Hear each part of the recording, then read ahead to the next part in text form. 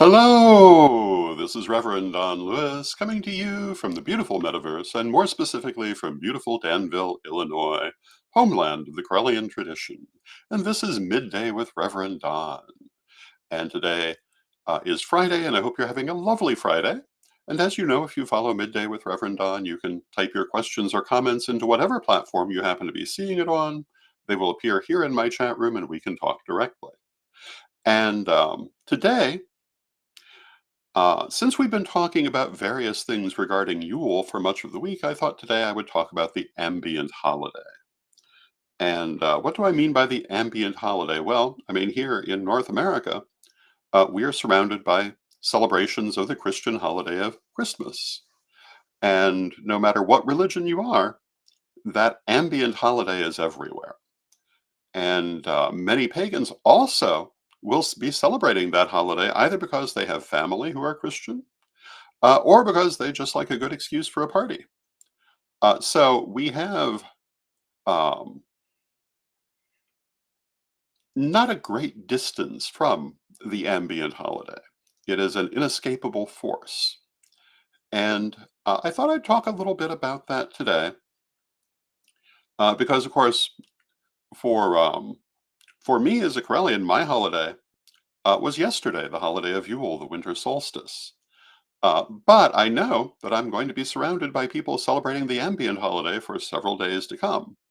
And having grown up surrounded by the ambient holiday, many of those traditions I actually have fondness for. I can remember as a child, every Christmas Eve, they would play um, the movie The Christmas Carol on the local television stations, if you're old enough to remember television stations.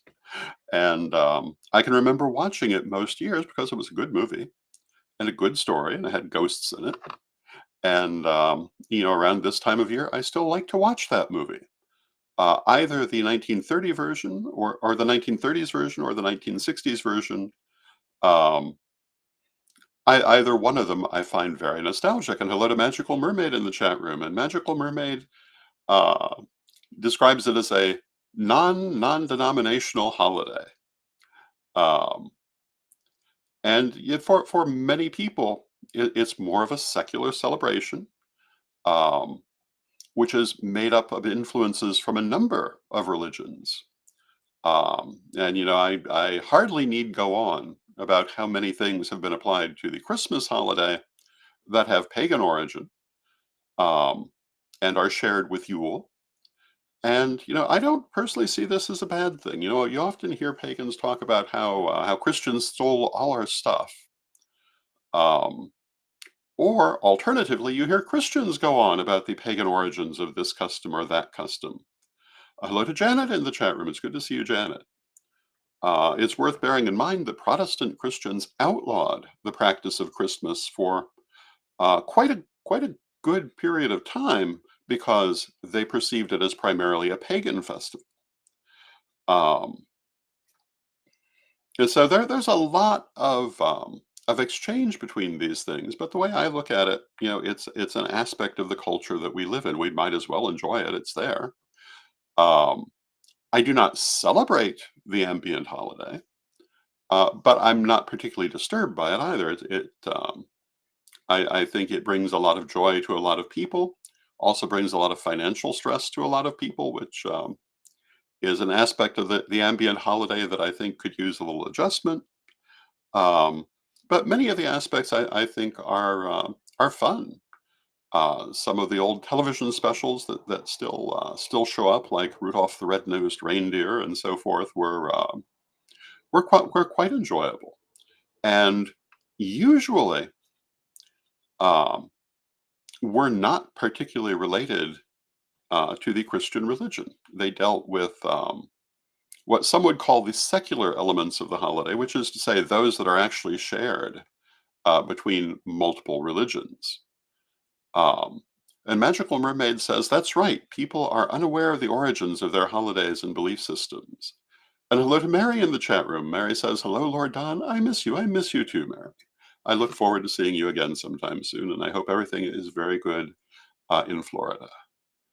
Um, yeah, I mean, people across the board. And why wouldn't they be unaware of the origins of their holidays and belief systems? They're constantly intermingling and evolving. Hello to Lavola in the chat room. It's good to see you, Lavola. One of the things I often talk about, it's very fashionable these days for people to take the point of view of everything being separate. The carrots must never touch the peas. But historically speaking, that has never been the case. People have always shared their customs, their views, etc. And there's rarely ever been a hard line in practice between different religious and philosophical schools as people actually live them.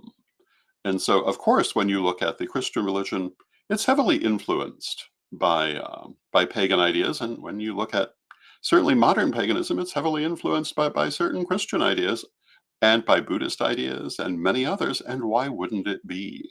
It's only one world, and it's only natural that we adapt what works from each other. And I think that that actually is a strength, not a weakness. I'm a great believer in the idea of one doing what works, adapting what's practical, and the idea that purity is not a particularly good thing. I think if you look at anything obsessed with the idea of purity, whether we're talking about racial purity or cultural purity or religious purity, it's never usually on the right side of history. And it also is usually rather fragile and unable to adapt when the time comes that it must adapt. Um, it might have a little strength for a short period of time, but nothing ever stays the same. And we were talking about this, well, just yesterday, that change is the one constant in life.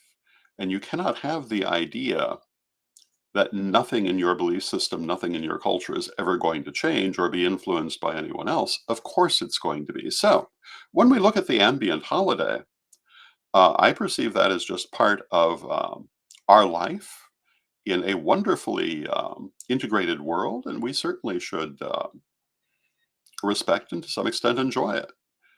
Those of us who come from families that also celebrate the ambient holiday, there's nothing wrong in celebrating it with them. Um, I mean, one of the key points of view of my Corellian background and many other modern pagan movements is the idea that all paths ultimately can lead to deity. And I say it in a very particular way. They can lead to deity, um, and so there's no need to have a bad reaction to the ambient holiday. When one of the things I've seen lately a lot on Facebook is a meme talking about how you have never heard pagans getting upset that everyone doesn't say Happy Yule. Um, that's not entirely true for the entire time I've been in this movement, but it's mostly true. We see ourselves as just one of many different religious movements, um, and I can't imagine expecting everyone else to bow to that. In fact, I rather like the fact that there's so many different midwinter holidays. And so when we look at the ambient holiday, we mostly mean Christmas, but there are other things going on at this time too, which are ambient in the air.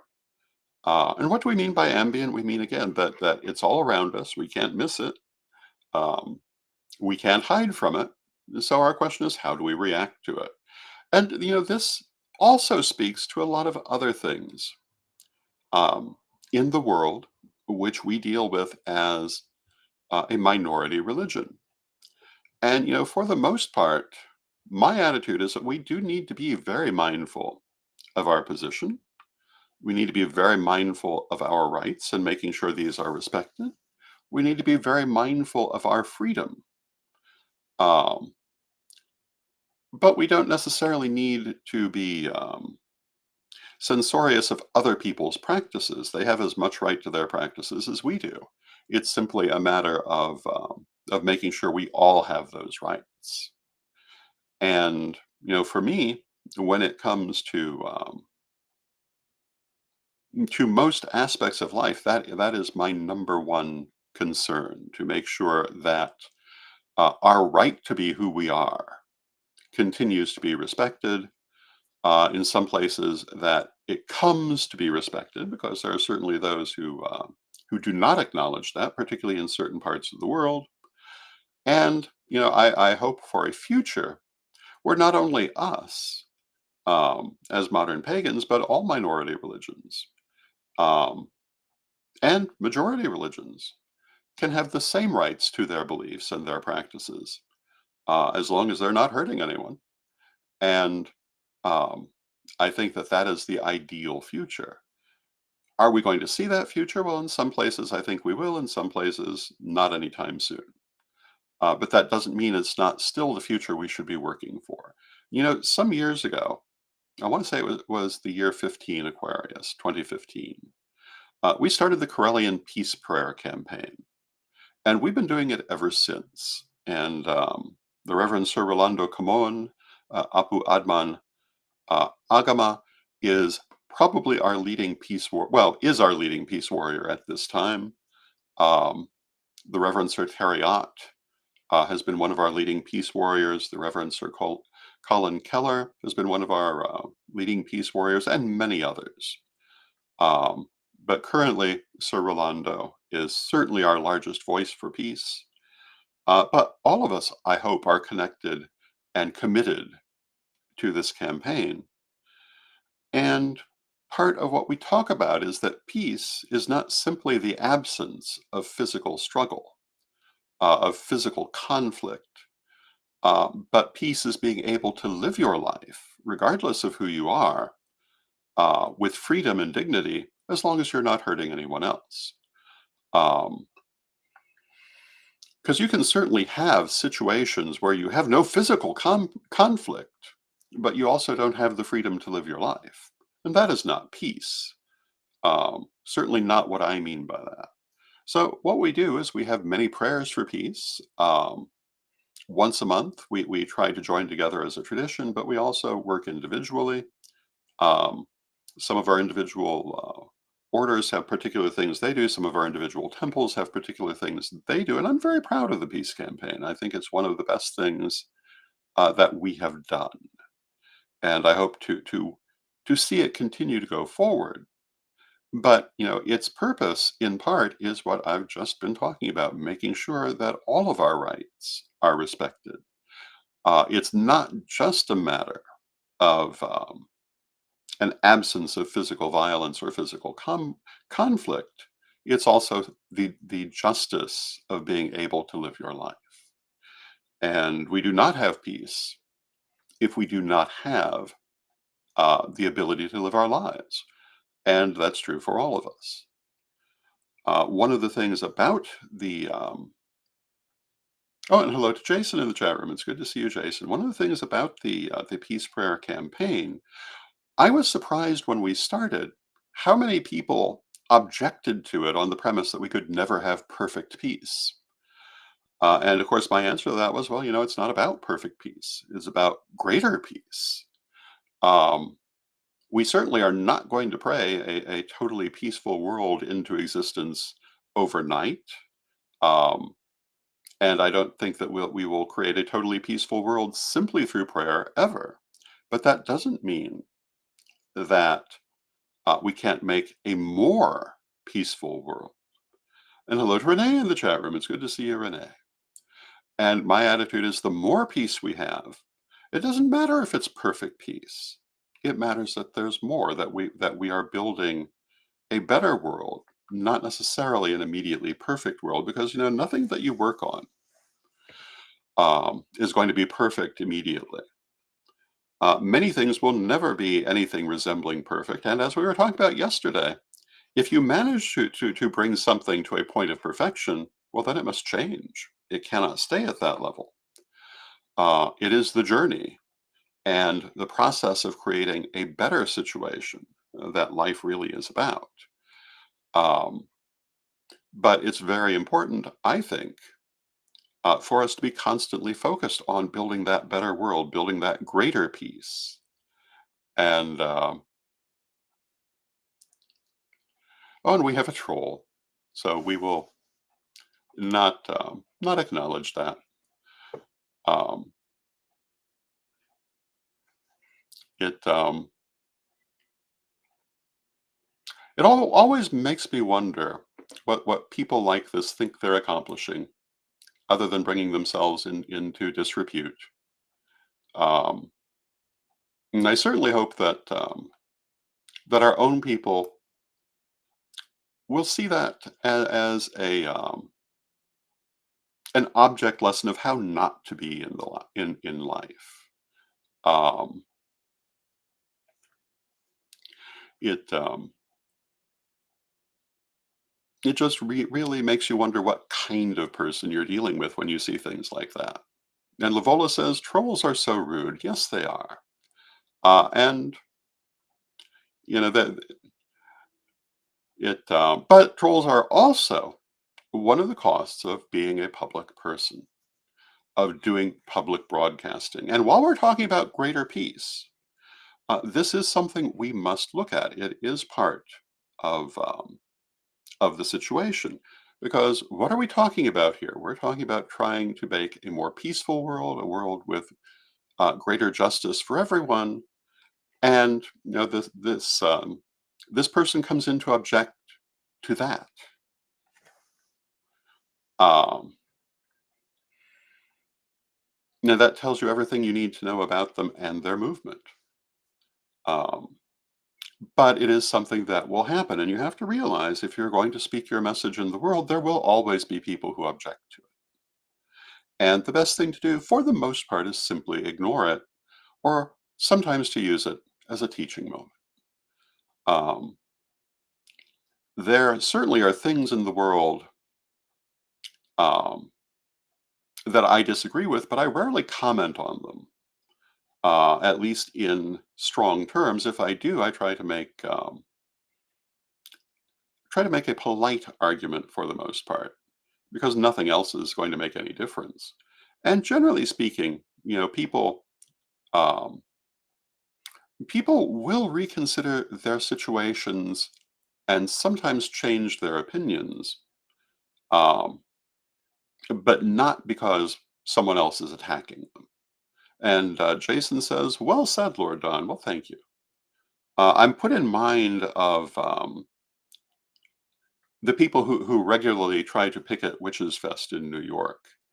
Um, and of course, they're doing it only for their own ego because obviously it's not going to have any effect on anyone there, um, because that's not how you influence people's thoughts.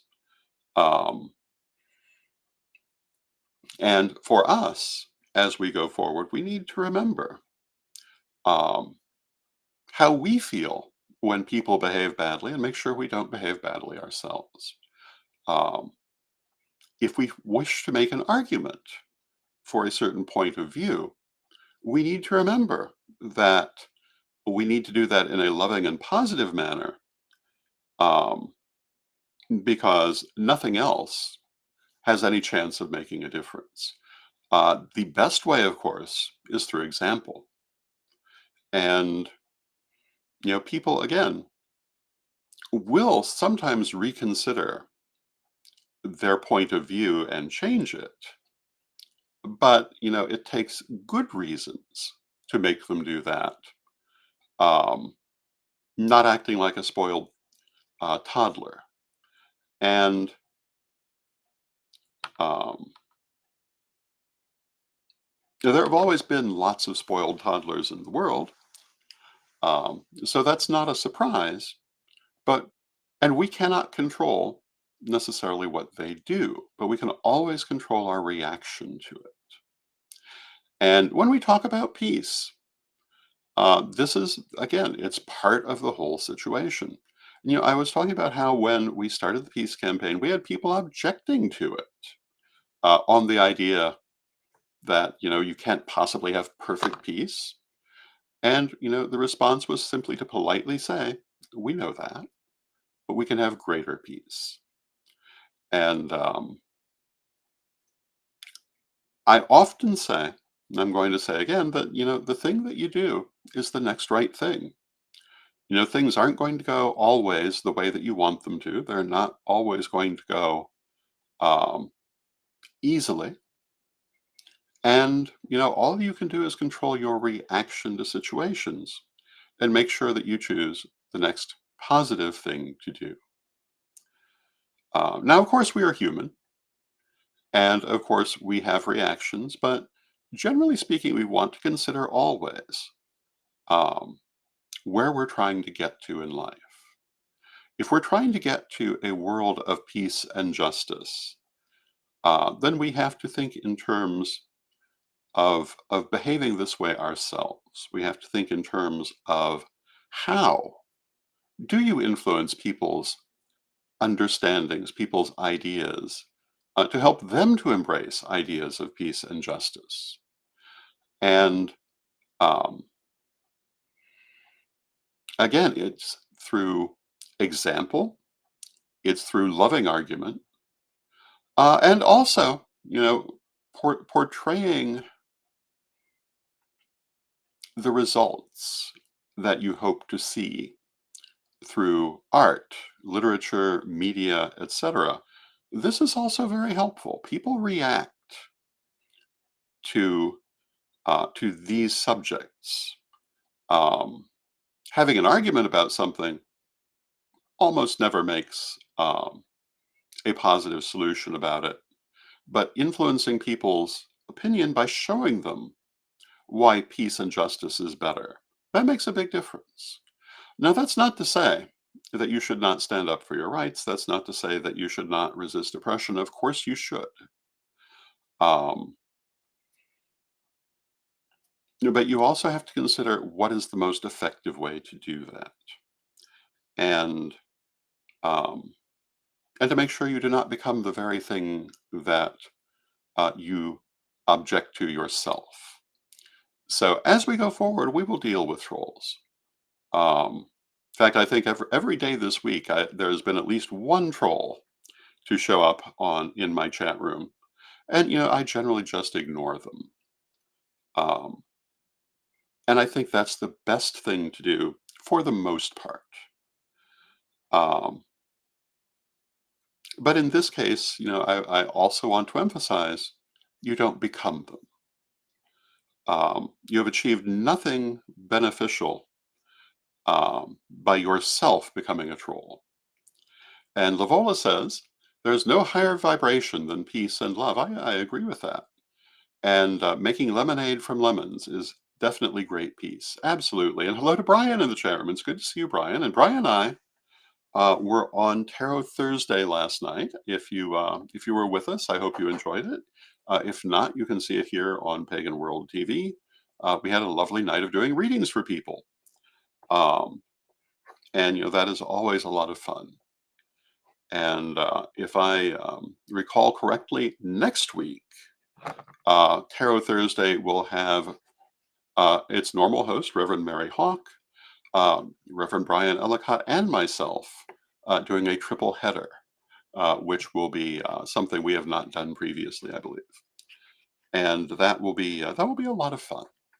And it's always interesting to put yourself out there this way, that way, in general. And last night, Reverend Brian made an interesting statement about how challenging it was to do open readings on the floor of the Parliament of the World's Religions. And, you talk about putting yourself out there, that definitely was a place to do it because there are all kinds of different points of view on the psychic arts present at that event, some positive, some negative. But to put yourself out in an open and loving manner, and I think that is always what, in the end, we need to do. It always is, I think, the right choice um, for the way to present yourself in the world. Now, again, we're all human. We all have moments when we cannot quite rise to the highest of vibrations, and we shouldn't be beating up on ourselves for that either. but rather making the resolution that we will always try to rise to those highest vibrations, um, while simultaneously being practical. It's an interesting walk. I have been publicly Corellian my entire life. I think the first time I came out of the closet, so to speak, was in junior high school at the age of 13. And I've had relatively little problems over the years. I have occasionally encountered negative reactions, but not terribly often. And I think part of the reason for that is that I've always put myself forward wherever possible in that open and loving and reasonable manner. It was never a challenge to the people I was speaking with, but rather a sharing. And I found for the most part that has been very well received. Now, Brian says, my various closet experience has been a mixed bag. And that I'm sure that for everyone, there's always truth to that. And it depends in part on who you are and where you are. And like I say, I have had occasionally bad reactions, but for the most part, um, I have had positive results in being public. That is not to say there have never been any bad moments. The famous city council meeting in Hoopston some 20, well, more or less exactly 20 years ago, um, was certainly one of the scariest ones, and we've talked about that quite a bit over time. Maybe we'll take some time to look back on that next week as we come to the closing of this calendar year. Um, but life always goes on. And like I say, the next thing that you do is always to find, wherever possible, that next right positive thing and go forward. Um, and of course, there are going to be times that you just want to stop. You want to stop and rest and step back. And sometimes that's the right thing to do until it's time to move forward again when you choose the next right positive thing. Um, and to me, that is always the answer. And Brian says, rise to the challenge and expectation that we will always get it right has been the hardest part. Well, that's very true. Um, we cannot expect of ourselves that we will always get it right. Nor can we expect that of anyone else. We're humans. We don't always get things right. So we must be forgiving of ourselves, and we must be, to some extent, forgiving of others. Um, and like I say, love and peace and the next right thing, I think, is always the best way to approach it. So, with that, I see we've come to the end of our half hour. I will be back on Monday. And if I remember correctly, Monday actually is the, yes, Monday actually is the ambient holiday, but I will be here. And I hope, I imagine I will not have a large audience on that day, but wherever you may be, I hope that you enjoy the ambient holiday as much as you enjoyed our holiday of Yule. And with that, let us close with our prayer, and I will wish you a wonderful day. And Divine Mother Goddess, Divine Father God, beloved ancestors, we thank you for all that you do in our lives, and we ask you to help us to always find that next right thing to do. Sometimes in life, it's hard to see the next right thing to do, but it's always there. And we ask you to help us to always find it whenever possible. And when we cannot find it, to help us to be understanding of ourselves and of the world. Beloved Mother Goddess, beloved Father God, beloved ancestors, we thank you with great love, and knowing you are always with us, but from respect, we thank you for your presence, and may you be blessed now and always. And I thank you for your presence, and may you be blessed now and always, and I will see you on Monday.